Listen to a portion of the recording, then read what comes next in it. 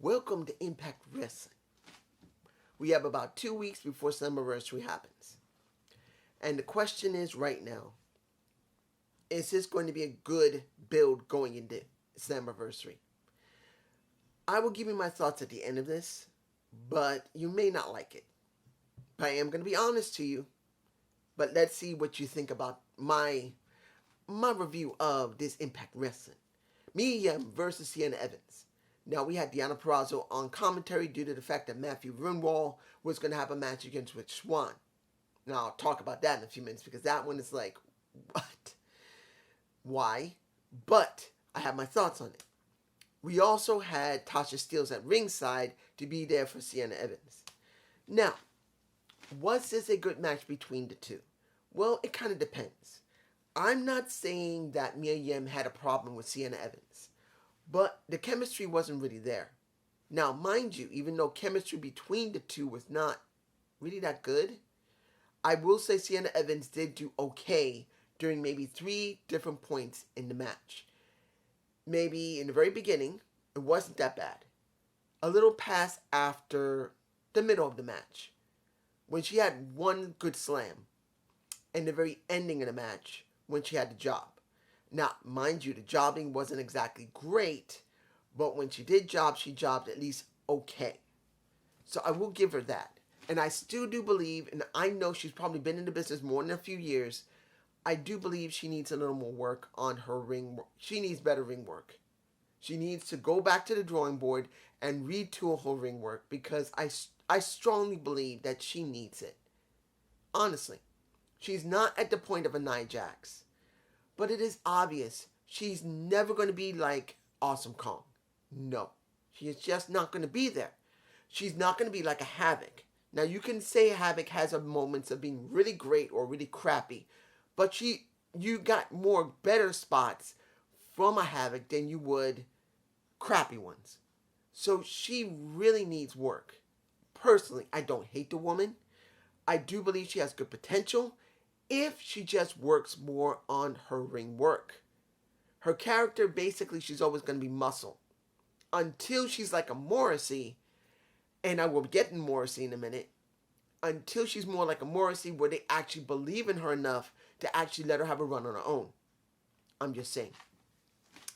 Now, let's get a few things done ahead of time here. Was the segment with the influence okay when it came to Rosemary? Well, it looks like Havoc is not there. Now, either Havoc is out for a little while or she's done. I don't know. I don't know if Havoc's there or not. She lost last week, which doesn't really make a lot of sense for me personally.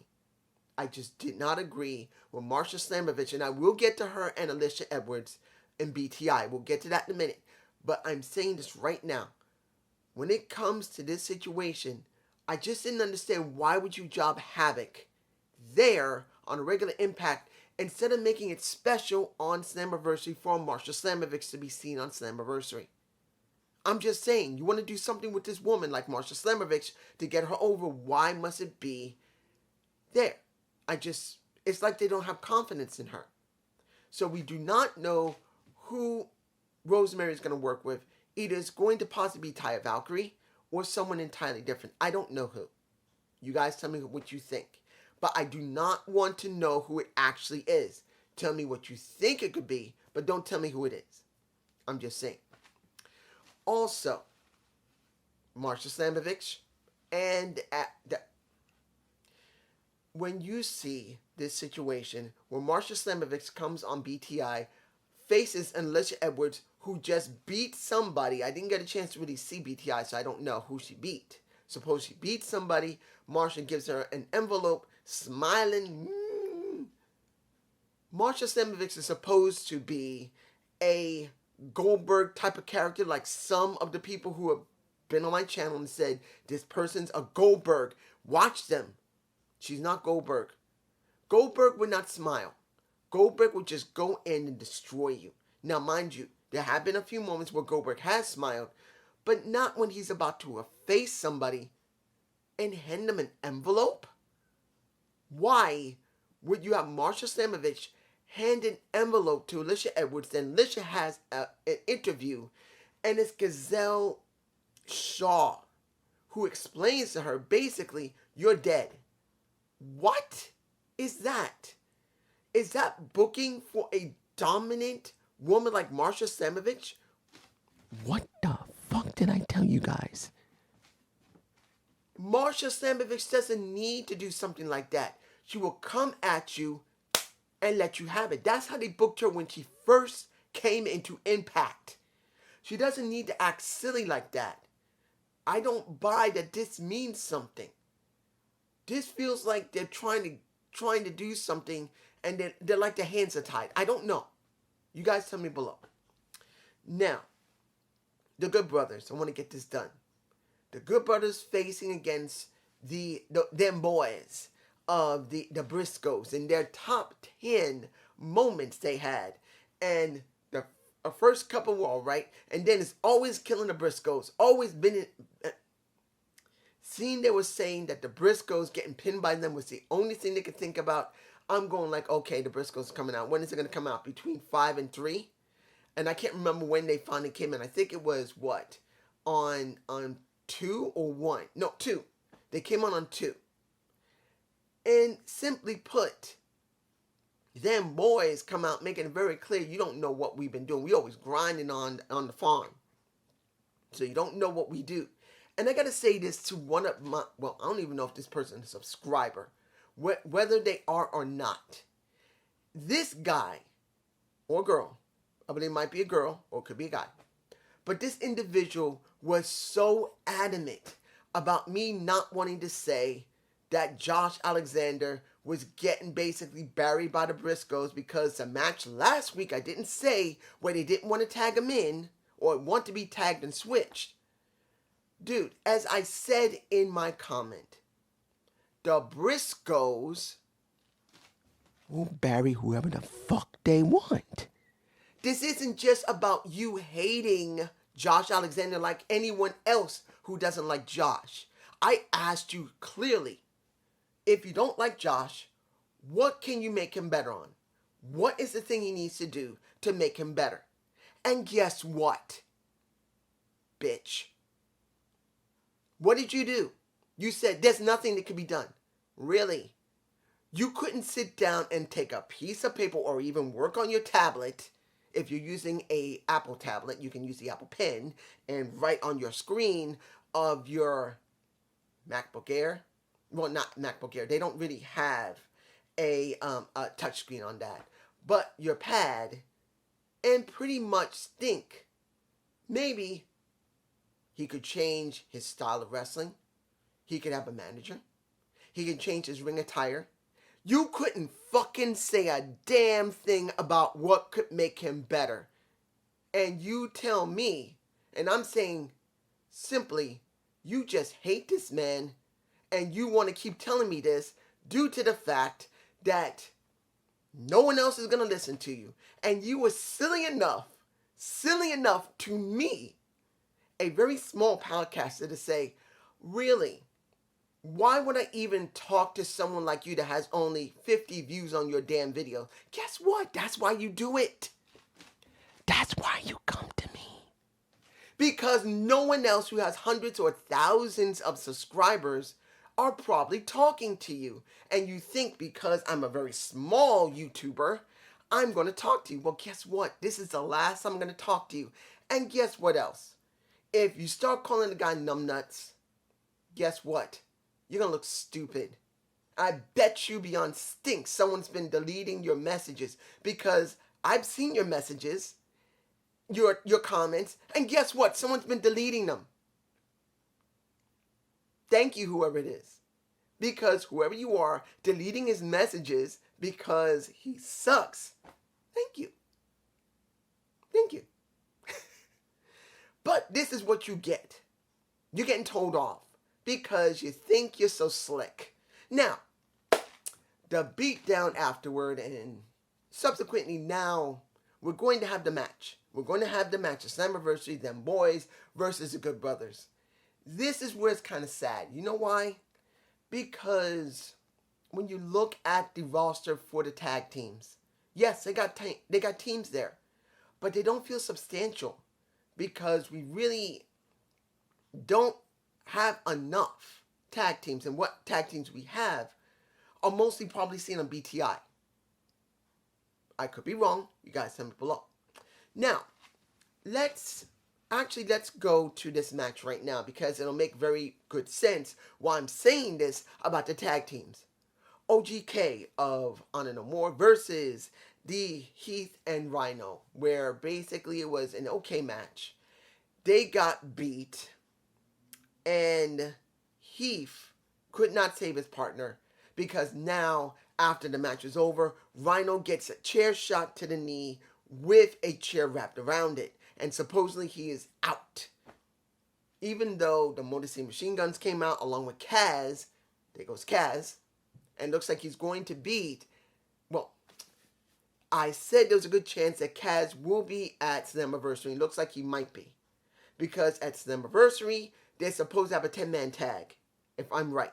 There will be a 10-man tag, 5 for Honor No More, Motor City Machine Guns, Kaz, and maybe 2 other people will be involved in it. Because now we have a story that Scott's, one of his closest friends, got his knee shot up, and now he wants something done that makes things right. I don't know who it'll be. That's going to be with the Motor City Machine Guns and Frankie Kazarian. It has to be someone that was a former Impact Wrestling star, supposedly. Didn't say TNA. It could be. But former Impact that is currently on the roster and formerly on the roster. The question is going to be, who will they be? And will they stick around? There you go. Now, Ultimate X match. Kenny King versus Blake Christian. Now, this was about possibly losing his spot in Ultimate X. We did have a Trey at ringside. He was doing commentary. Not ringside. He was doing commentary with Tom. So you go like, Trey's got some fun. He isn't perfect when he's talking on the mic still. He does still feel a little awkward on the mic, but he is charismatic to a certain extent. I could not believe Blake Christian would win that match. He's not going to be an Ultimate X. He just isn't. And I didn't believe it. And guess what? Kenny won. Now, honestly, I would have liked to see Blake Christian there. Not because he's the greatest guy there. It's due to the fact of what is Kenny King going to do after Slammiversary. The problem I see with Honor No More, you got a whole bunch of people, but they're not doing anything. Yes, PCO is doing something, and I truly believe PCO should break away, and I'll explain why. But you see all these guys that are Honor No More, but they don't feel substantial because they don't have anything special separately. Honor No More should be doing something. You got a whole bunch of people on the roster, and you have to keep them in one big group and only use them sparingly. Now, mind you, in certain cases that makes sense, but not here when you have so few people on the damn roster that is signed. Because we know there's a lot of people that is on Impact TV that are not signed, and they're basically just coming in for tapings and getting paid for it. So you should be focusing on the people that are hired there and make each individual mean something. OGK does not feel like anything. Yes, you did lose Maria. Yes, she got nailed by Mike. But the question is now what's going to happen with Mike? Will he still be dealing with Carl Anderson? Carl's now tied up with the Briscoes. Wouldn't it have been better to keep Carl and Mike Bennett working with each other? Because that's something entirely different. No. It's gone. No matter if it's a good storyline or not, at least it will be something fresh. And it's not. I'm just saying. Now, let's see here. What else am I forgetting here? We have Matthew Rinwald versus Rich Swann, who is now the digital media champion. Because on one of the other promotions, here's the thing. I'm glad they did show it. I am glad they did show during the show that knowing that Matt Cardona dropped the title makes perfect sense. Because as it stands as a heel, and a damn good heel, he should not just be carrying the Digital Media Championship. He should be moved up the card because they really need more people up the card. So seeing him drop it makes sense. But now, even though he dropped it to Rich Swann, he still stole it from him. Instead of him moving away from the Digital Media Championship, they're making him keep it so they can keep the feud between him and Rich Swann going, when they should drop the storyline and start setting up Matt Cardona moving forward, going into the main title scene, because they need people there for a Josh Alexander to work with. Whether you like Josh or not, I don't care. You got people on the roster that should be pushed, because you don't have anybody in the roster that is there. Whether you like it or not, they made Moose a main eventer because there was very few people there, and he did deserve it. Josh, the same thing. Eddie Edwards, the same thing. Rich Swann, the same thing. Sami Callihan, the same thing. Tessa Blanchard, the same thing. Now, if anybody says, oh, Josh is just a piece of shit, fuck off. I just mentioned all those people, including one fucking woman, to make it very clear that Impact has a damn problem. And if you can't stand that shit, stop watching me. I'm just going to laugh at you. Leave a comment, call them numbnuts, and I'll just laugh at you, and someone's going to delete your comment. Or worse, maybe someone will flag you. Who knows? But they'll probably delete the comment, because that does happen. But that's what I think should happen. Now, was the match fun? It was. But then you see that they're trying to make this off the back of Gauntlet for the Gold. And I'm going, well, if it's going to be like this, wouldn't it have been better for Rich Swann to actually have the title? Because then you can actually have Matthew Rinwald. Yes, he's mainly commentating. Yes, the last time he wrestled on Impact was 5 months ago. You know he's wrestling in other places. But since you don't have that many people, Matthew is a staple currently on the roster. You could have booked something for Slammiversary for Matthew to do that is not high profile, but is a profile. You want something for Rich Swann. Why not just let Matt Cardona just give up that damn title, not go and steal the damn thing, and then do a booking for Matthew to win that match, which he should had, and say, look at me, I just beat the Digital Media Champion. Don't I deserve a title shot at Slammiversary? If it's supposed to be off the back of Gauntlet for the Gold, where he threw out of Rich Swann, why not build on it in the last 2 weeks before Slammiversary? I know it's short notice. I know. But still, if you want more matches on Slammiversary that means something with some type of booking, there you go. Final match. And if I'm forgetting something, I'm sorry. We got Moose and Macklin versus PCO and Morrissey. Now, I'm just going to get to it right now. Moose won with Macklin. Then Sammy came and attacked him. And afterward, when they were trying to attack everybody else, and he made it very clear, this is Sami Callihan. This is never going to be over between me and you, Moose, due to the fact that Moose broke his leg. Or his ankle, actually. Broke his ankle. It's never going to be over. Fine. But this is what I'm thinking. PCO, right now, Perfect Creation 1, if I'm remembering correctly, is a very unusual character. A character that literally should be off on his own.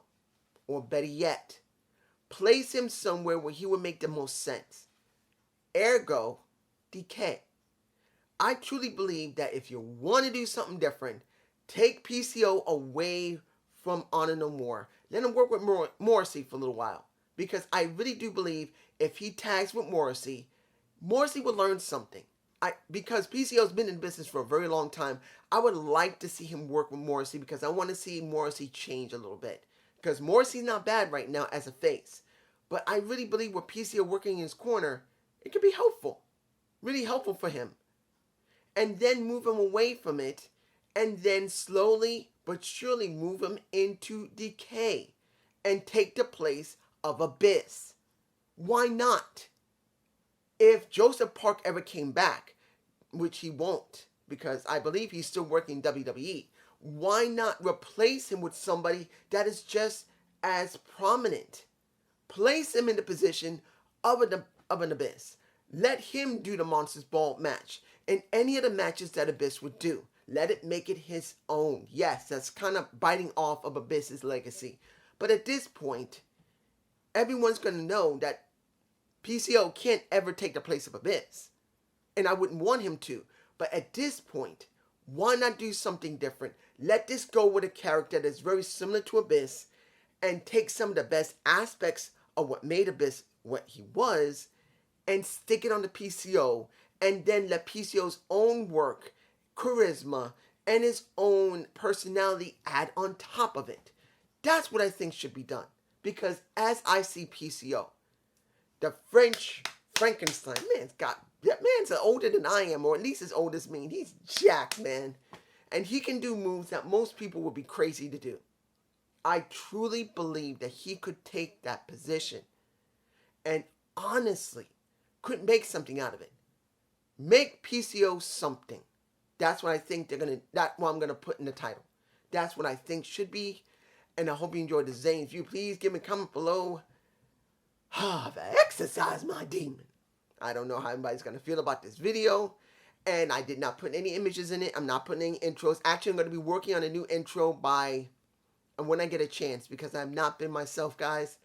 I'm still working through it. When I get a chance, I will make a new intro. I might use the same aspects of what I did with my original one that I used before and just add some new stuff to it, because it seemed like a lot of people liked it. Peace.